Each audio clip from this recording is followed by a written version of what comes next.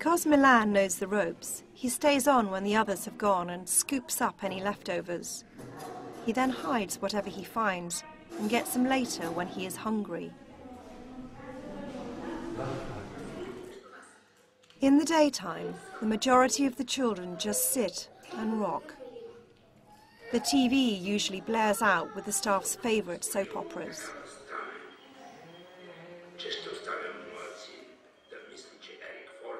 Whilst there is a gym, a sensory room, and even a rather derelict swimming pool, there are no trained staff to help the children use any of them.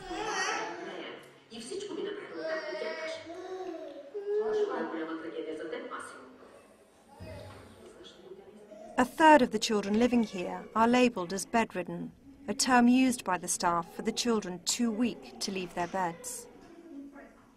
They receive no physiotherapy or any other treatment for their conditions and no specialist care. Most of these children are a lot older than they look, but due to the bad diet, they simply don't grow. Their bodies are tiny and desperately undernourished. Because they are never moved from their beds, their limbs have wasted away.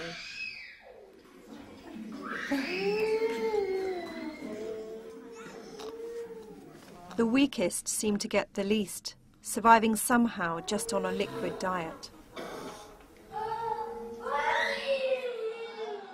I am told there are several deaths in this room each year. And who's this? This is Philip, the self-aggressive child. So he's a self-harmer. Self-harmer, yeah. According to the staff, he came with normal legs here, and then something happened. And he's done the injuries on his head through, Yes. through self-harm, through bashing against the bars. You poor, poor boy.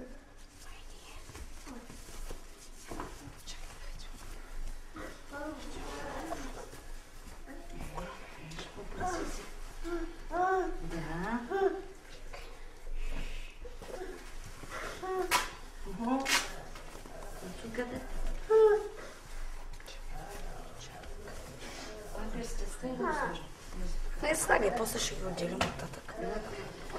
Защото някои са напълно сухички.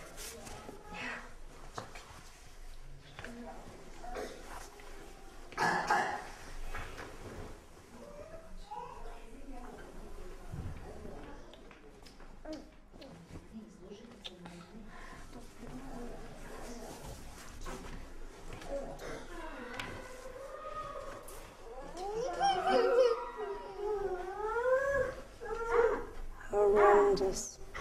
I don't understand how the staff can actually walk away and change a nappy and change the bed sheets and think that it's fine to leave this child like this. They're freezing. The ends of the fingers are freezing. If we can get that thumb out. Look at that thumb. Look at that.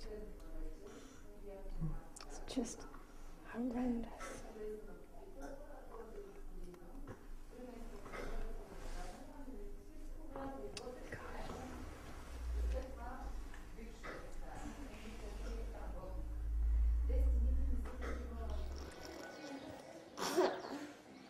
Why are children in care allowed to live and die like this?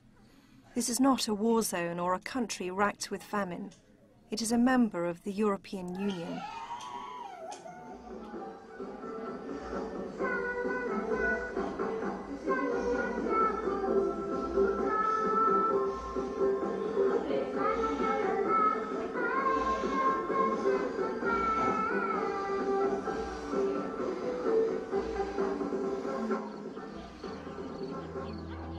As another day draws to an end, the staff hand over to just a single worker. This person will be in charge of all 75 children for the next 12 hours.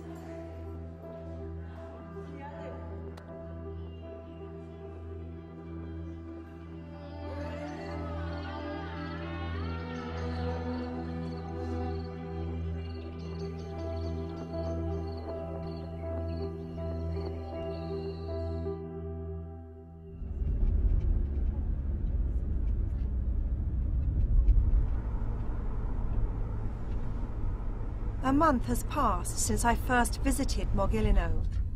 This time I want to arrive unannounced shortly after dawn to see how things really are.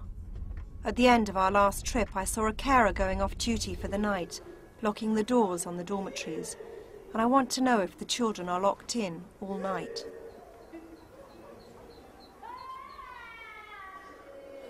Something that really disturbs me is the fact that I think these doors are locked at night. So in here there are 4 bedridden children, severely disabled children. They're locked in there all night. And the second room is down here, which has got at least 15 children in. And the last time we were here, it was locked. And it is again. Nobody attends to them all night.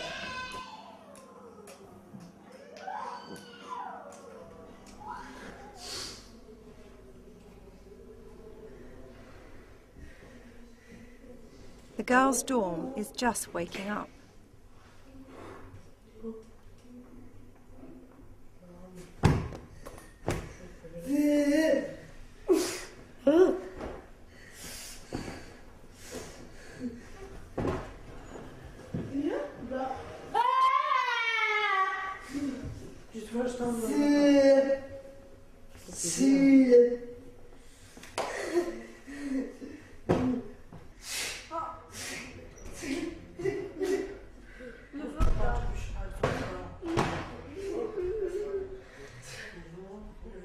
Whilst all the other girls are naked, Didi chooses to be dressed. She has managed to hang on to a small purple handbag of her own, where she keeps a few precious things like her hairbrush and combs. No one else has any possessions of their own. Some don't even have their own bed. The vast majority of the care workers in the institute are women, and yet here, in a room full of naked adolescent girls, the person in charge is a man.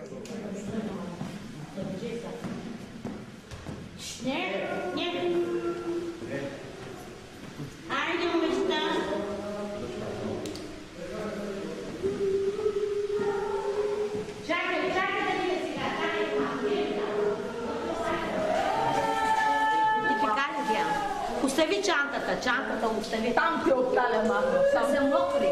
Много там хора остави тук. Искам без да се викаме днес, нали?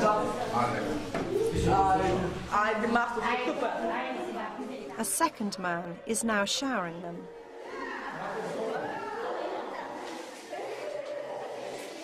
Surely there are enough women working here to make sure that the girls are helped by a female.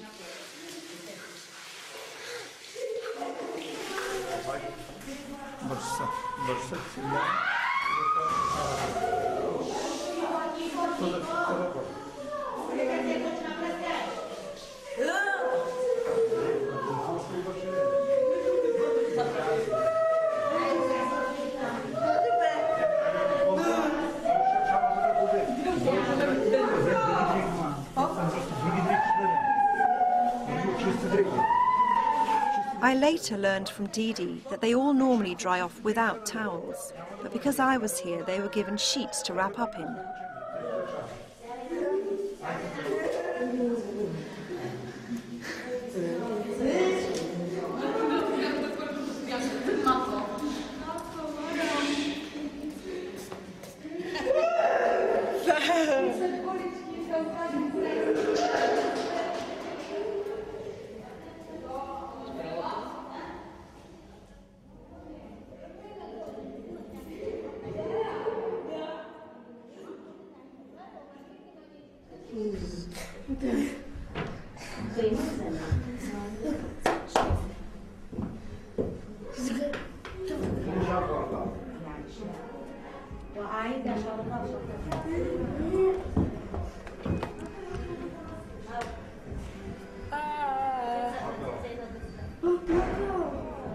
All clothes are communal. They are marked across the front with a large number to identify which room they belong to.